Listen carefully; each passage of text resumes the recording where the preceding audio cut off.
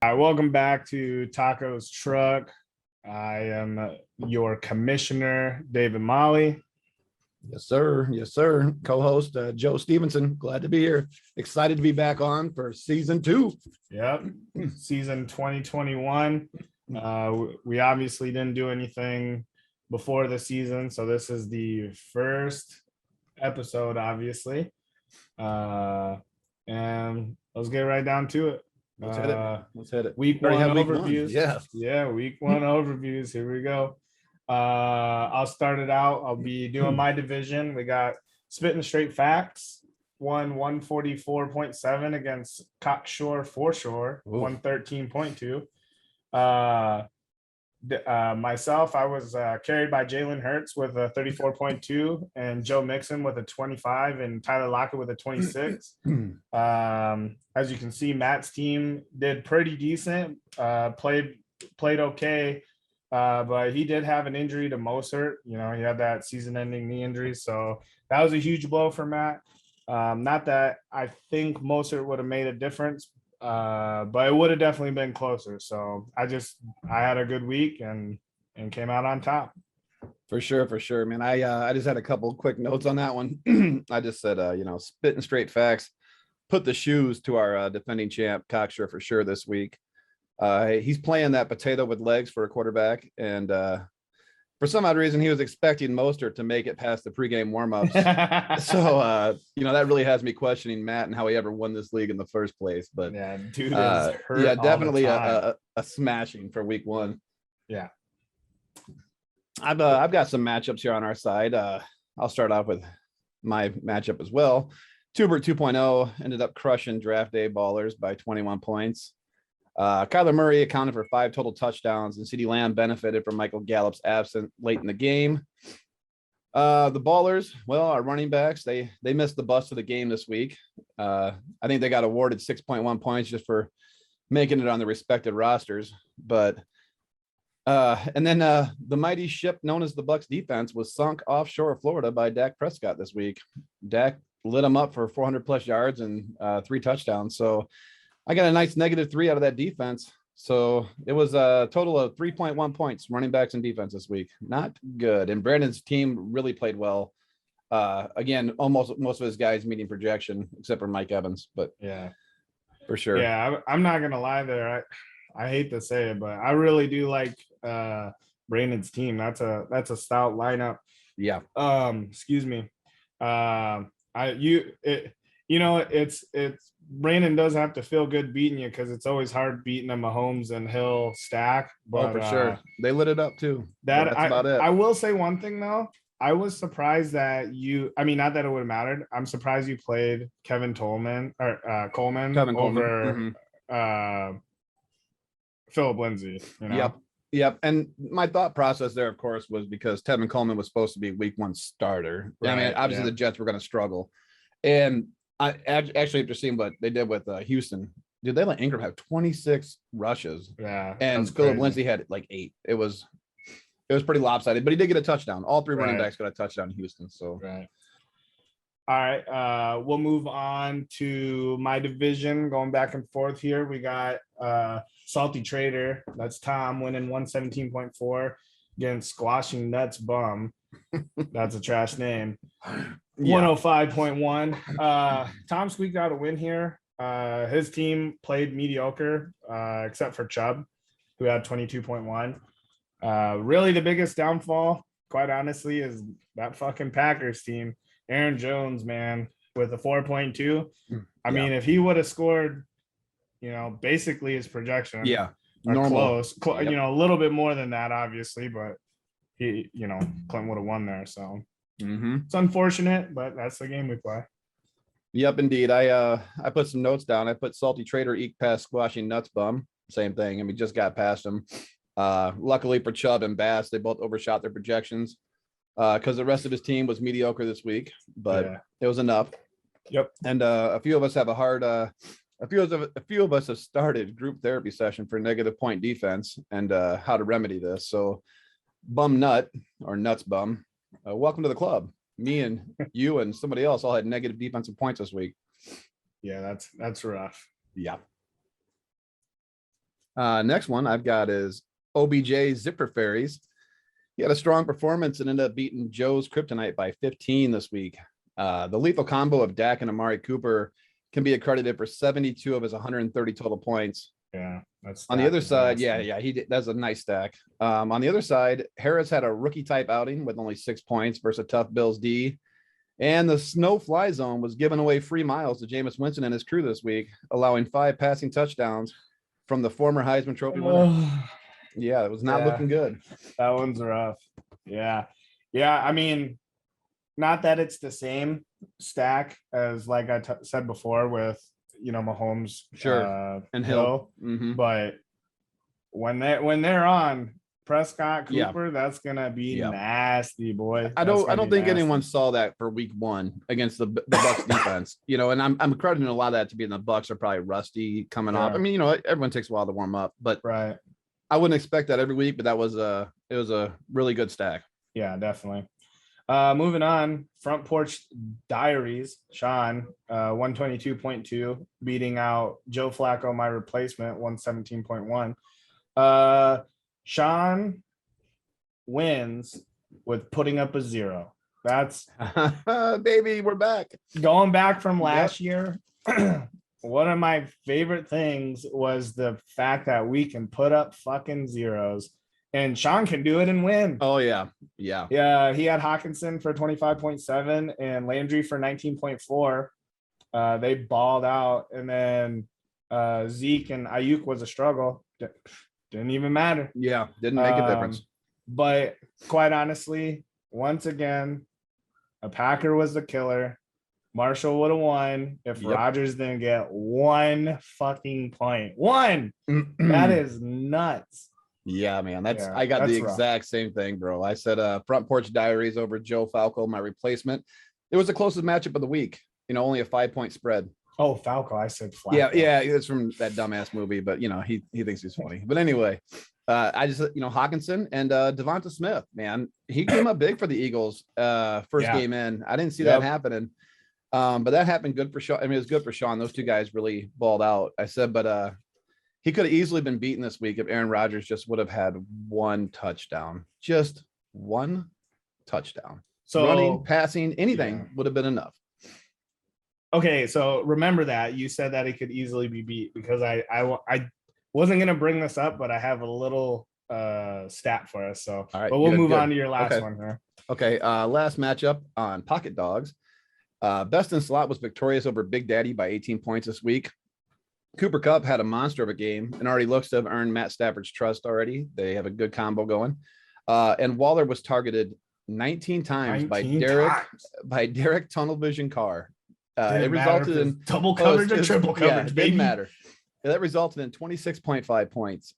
Big Daddy had a decent week, actually, but was just let down by his home team tight end, Mike Gesicki, who threw up 0 catches, 0 points on 2 targets.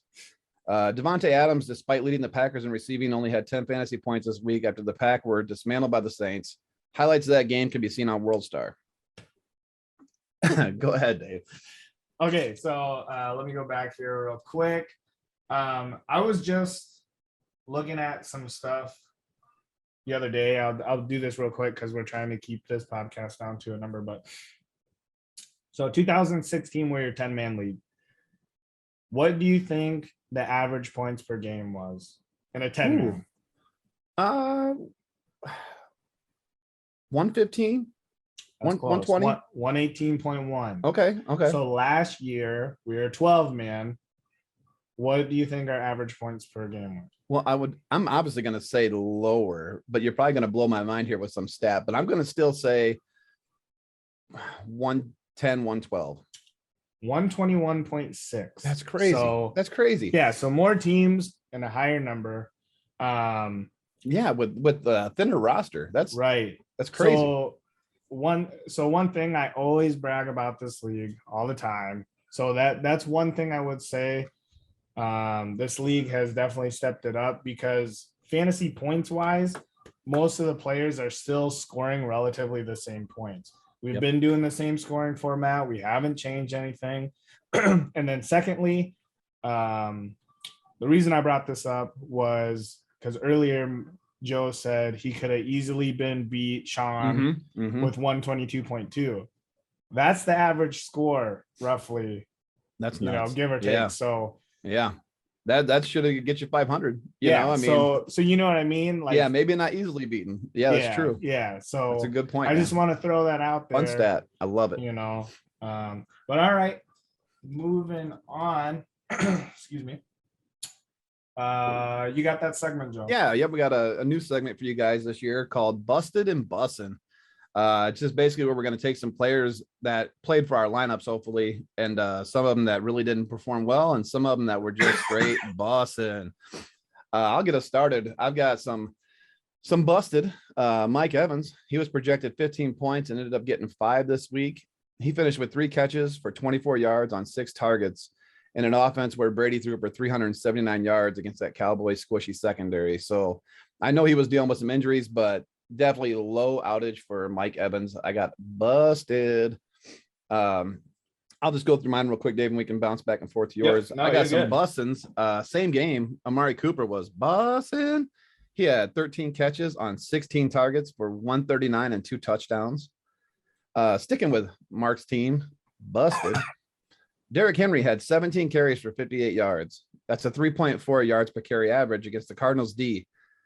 49 of those 58 yards came on the last 2 drives in the fourth quarter.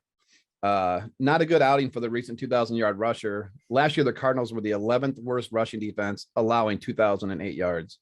So busted on Derek Carr. Kyler Murray, bussin'. He threw for 4 touchdowns and rushed for 1 more as he basically dismantled a pretty good Titans defense by himself.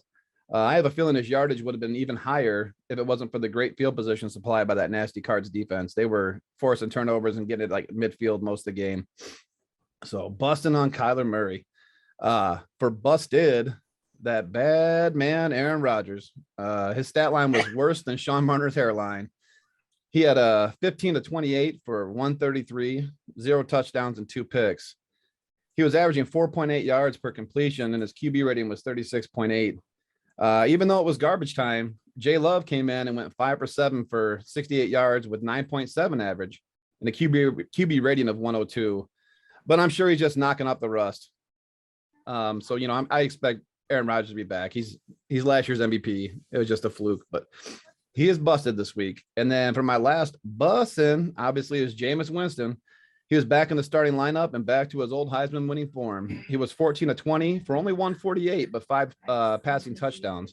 He was not sacked and he was only hit 3 times. With that kind of time, he could have gone to the local market and stolen some crab legs. Side note, Sean Payton might not be as smart as we all give him credit for. He allowed Taysom Hill to start 8 games last year, which he only threw for 4 touchdowns in those 8 games. That's 1 less than what Jameis had on Sunday. Probably not worth the 4 years, 140 million in my book. He's trash. Yeah, I agree. That's what I've got for busting. Dave, what do you got? I know I give Matt a hard time, and everyone knows how much I just want the Saints to just crumble. Oh, yeah. Obviously, Matt's fantasy team, but I'm telling you right now, you know, that aside, Taysom Hill's trash. Anyway, so my busts are literally the same. I wrote Mike Evans and then any Packers player. Okay. Roughly. For the bussin', I have honorable mention Hopkins, Devontae Smith, Chubb, Cooper, obviously, Tyreek Hill, obviously, and Mixon. Yeah, Mixon was a workhorse. Yeah. Mine I got is Darren Waller. He was obviously projected 14.2, 26.5 is what he got. He had 19 targets, went 10 for 105 and 1 touchdown. Wow. Adam Thielen projected 14.4, had a 30.2, doubled his projection. 10 targets, went 9 for 92, 2 TDs. Mm-hmm. And then I just wrote DeAndre Swift and Jamal Williams. They both played 24.4 and 25 for Jamal Williams. That's nuts. Yep. And then we talked about it before. TJ Hawkinson projected 11.6, had 25.7, more than double his projection. 10 targets. He went 8 for 97 and 1 TD. Yeah, that's crazy. Hey, you're dropping 3 Lions in a bussin' segment. Yeah. That's pretty awesome, man. Pretty awesome. Yep. Yeah, that's crazy. Who would ever thought that? Moving on. we'll move into buy or sell. We got 3 this week. I'll ask them to you here, Joe. First one is Baker Mayfield versus Houston, QB 12. So right now I haven't, like I said, I haven't done a whole lot of research yet. It's an early season. I don't put a lot of weight into week 1. Obviously, I mean, look at Aaron Rodgers. We know he's going to come back. But I feel like Baker's going to finish below QB 12. I'm going to sell. Watching that first week. I mean, hey, you're playing against the Chiefs, right? And not that Baker had a bad game, but you're playing the Chiefs in that high-powered offense. And I'm telling you, they still ran the football. And Chubb got the touchdowns. So I'm going to sell. I'm saying he's not going to make it there. Yeah, so, excuse me, I'm also going to sell. I just wrote down that he was QB 27 last week and threw 0 touchdowns. Houston against Trevor Lawrence, he ended up as quarterback 12 this week or last week, I guess. And Odell's not going to play. He's already out. Yep. Landry had a touchdown, but it's a rushing TD. I say he falls short. I have him around QB 14, QB 15. I agree. Good call, man. Good call. Moving on to our running back, we got Najee, running back 4 versus the Raiders. I'm selling, man. I like this Najee. One's tough for me. Yeah, me too, because I think the Raiders are very squishy. But I'm still selling. I think there's too many offensive weapons on that team with 3 wideouts that all deserve the ball. And Roethlisberger's still going to throw with that offense they're running. I know they want to make Harris a focal point, but not to be I'm not going to say he'll never get running back 4 throughout the season on a week or 2, but it ain't going to happen this week. It's too early. He didn't look that explosive in week 1. I know it was the Bills defense, but I'm selling, man. Quarterback or running back 4 is pretty high. Yeah. So I'm actually super high in Najee this year, but I feel exactly the same. I feel that quarterback or running back 4 is just too high. It's crazy because he had 100% snap share. 100%. Yeah.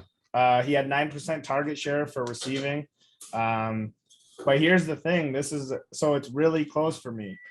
Pittsburgh threw 4 times within the 10-yard line, and Najee had 2 carries inside the 10, and he was also 2 of the targets inside the 10. Nice. So I think that they're going to utilize him. But, dude, this Steelers team there's 3 wide receivers you have to feed. Yep. You know, so I have it at a close line, but it's just a little too high for me. I'm somewhere around, I don't know, maybe 6 or 7. Yep. But for sure. But he'll get there. He will. I wanted to draft him too, and I do like the kid. For sure. The wide receiver, we got Justin Jefferson, wide receiver 10 versus the Cardinals. So this one's tough for me. This is a tough one for me too, and I had a soft spot for Jefferson. I like the kid. You do. That's why I picked him. Yeah, he's explosive, and I tell you what, I watched the game against Cincinnati. I was kind of forced to because TV, but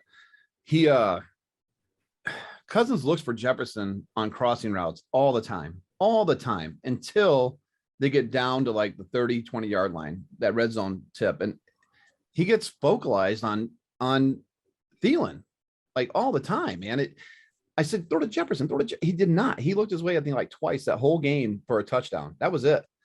And the way these wideouts were snapping off in week 1, bro, I've got him around like 14, 15. I'm selling. I'm going to triple sell this week. Yeah. It's a fire sale. I'm selling. Unfortunately for me, I'm also selling. The one good thing about Justin Jefferson, he had 19% target share. He had 9 targets. Thielen had 10 for 21%, but KJ Osborne had 19% as well. He had 9 targets. Last year, he's seen 0 targets. So one thing I will say, with Irv Smith going down, the Vikings played a lot of 11 personnel. They were only running 1 tight end. They wanted to run 2 this year. Obviously, that can't happen. Irv Smith's out for the season. So they're running a lot of 11 personnel. So now you have the same issue as the Steelers here. You have 3 wideouts all the time. And Dalvin Cook. Yep. And KJ Osborne seen 0 targets his rookie year, and he's seen 9 in the first game.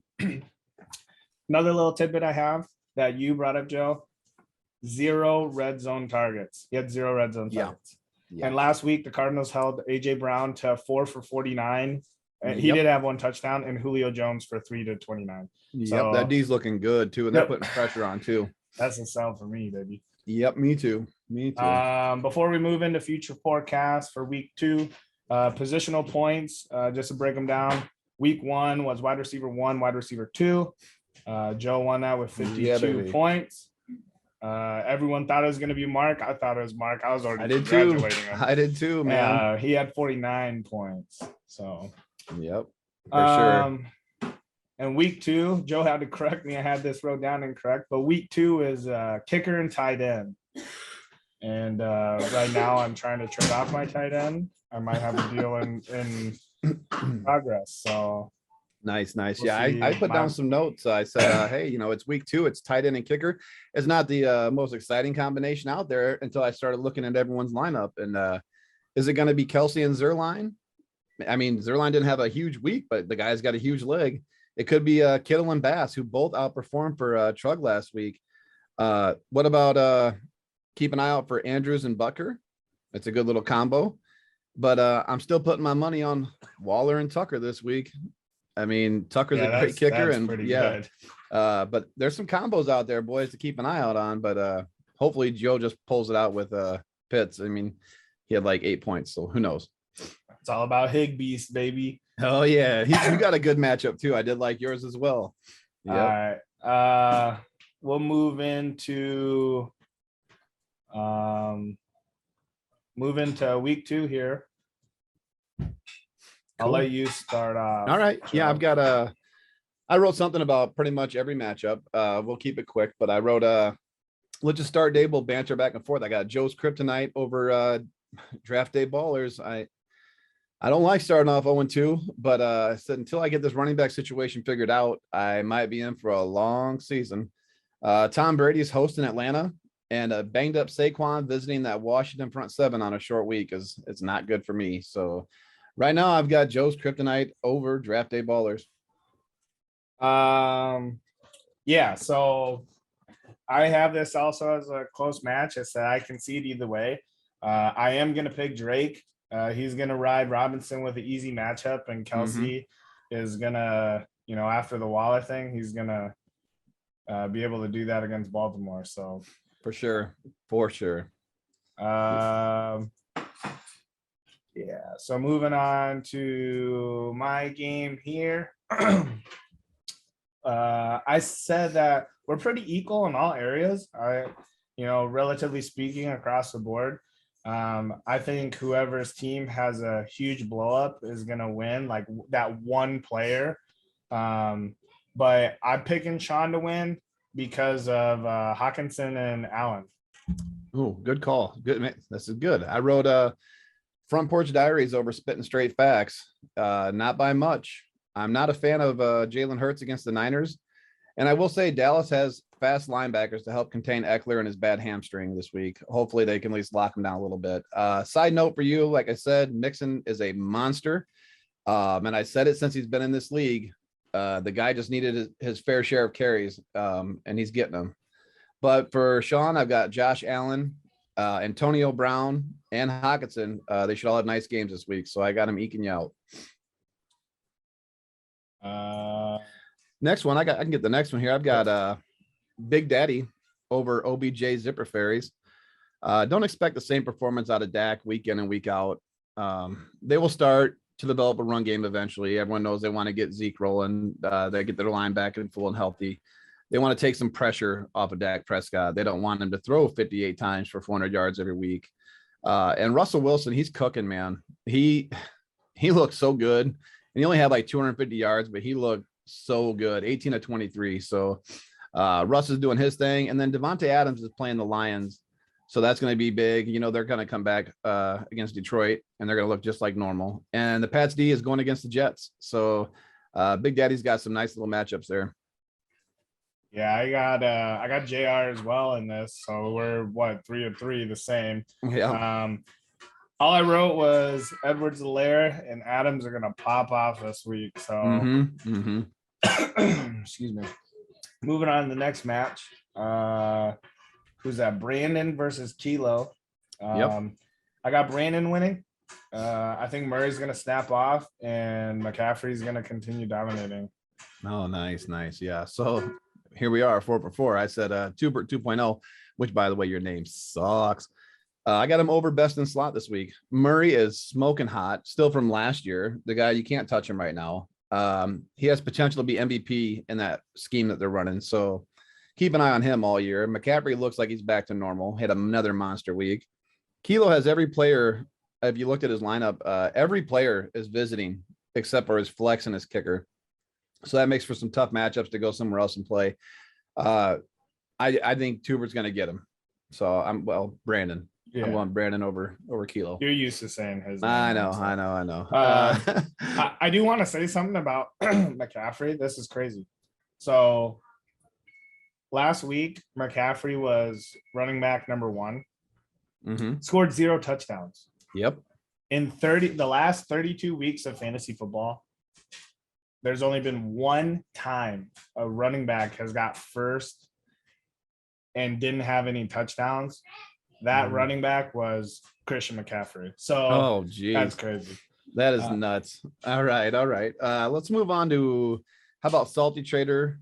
Okay, yeah, you got the same one up. All right, I got Salty Trader over Cockshire for sure. I'm just not sold on Big Ben and the Steelers offense being as potent as they usually are. He's got Juju and Big Ben. There's just too many weapons now. He throws to Johnson and homeboy there from Notre Dame quite a bit. So I said he also has some tough matchups this week. And Lamar Jackson historically has played pretty well against the Chiefs. If you go back and look, he's the offense. They don't have a great running game, even though Tyson Williams looked really great, but he's had really good games. He steps it up and does everything he has to against the Chiefs.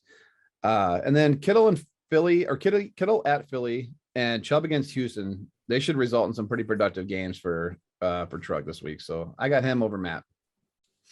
God damn it, Joe. So are we 5 for 5? Yeah. So this one's a close match for me. Me too. And I really, so like I said before,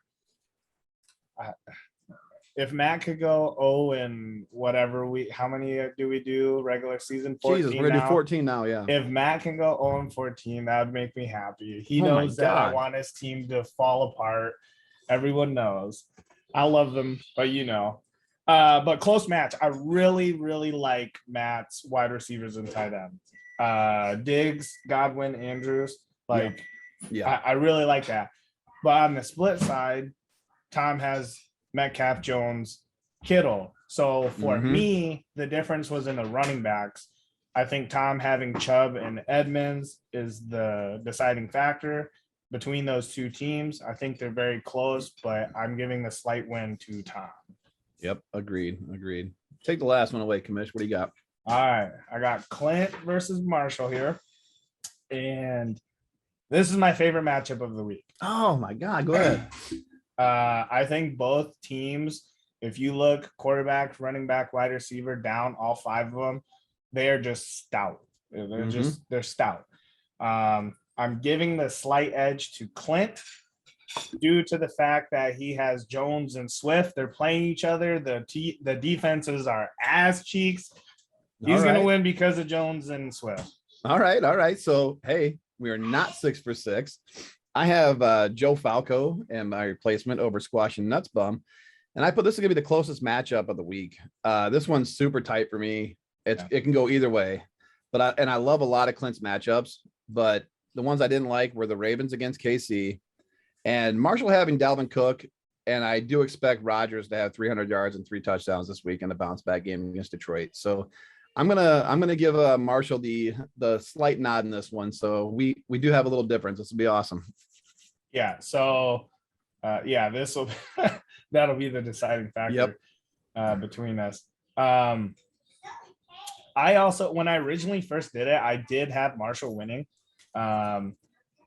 And the reason actually was because of Rodgers. And then I started looking at him a little bit closer and I just told myself, Clint's got great matchups. Yeah. Jones and Swift against each other. Mhm. That's too good. Yep. Slight win to Clint, but honestly, like you said, I could see it going both ways. Oh, sure, sure. All Sure. right. You can take this last. All right, segment all here. right. We're gonna keep going with the come on, mans. Keep our little tradition going here. So I got 3 of them this week. We're gonna start off with Front Porch Diaries, as he did not disappoint on the waiver wire just days after the draft. He dropped a promising Justin Fields for old Captain Kirk Cousins. Then 9 minutes later, he drops Kirk Cousins for Baker Dangerous Mayfield. Come on, man.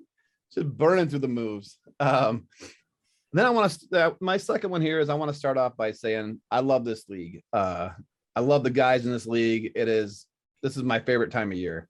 But I'm going to tell you, these team names are whack as fuck, man. There was 4 teams, there was 5 that were all created names to go after me, the only 2-time champ of this league, which some were literally based on work. Like, not even based on football or anything stupid that I said throughout the year. Like, y'all need to get out more. Maybe dig a little deeper for some good dirt just before settling on a name. I don't know, maybe pay attention, like I said, to some of that dumb shit that I say. Some dumb moves I did. Who knows? But I said there's plenty of that. But just focus on actual football and its players. There's always they're always having 3 ways. There are players always having 3 ways with their own brothers or jizzing on girls' back. Either way, you guys need to be more creative. Come on, man. Those were lame. Yeah. Before you get to the next one, Yeah. I want to touch on this. So everyone always gives me shit and you shit. Oh, we're, whatever, fucking each other. Or some shit. Yeah. And that's fine. Like, I mean, you're my boys, so that's cool. But like, these names they're whack. are horrible. Like, Yeah.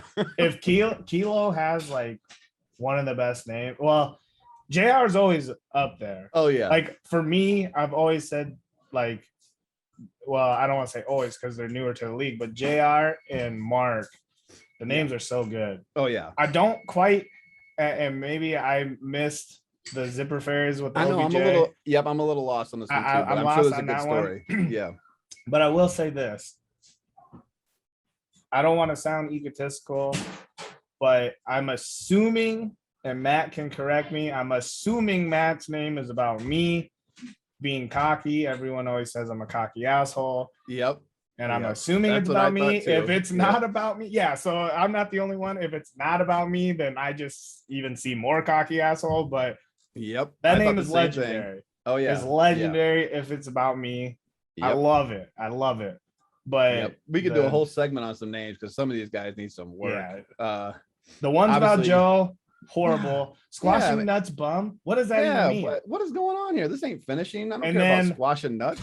Tom, I know you couldn't Google your name this year because we were trolling you on some Oh. shit. Yep. It But fell you in his picked lap. Salty Trader, which in my opinion, you could have done like Buyer Beware or Yes. Damaged Goods Yes. or, no refunds. You picked Salty Trader. That shit's horrible. For sure. And not only did you pick a trash name, you changed your name after the deadline.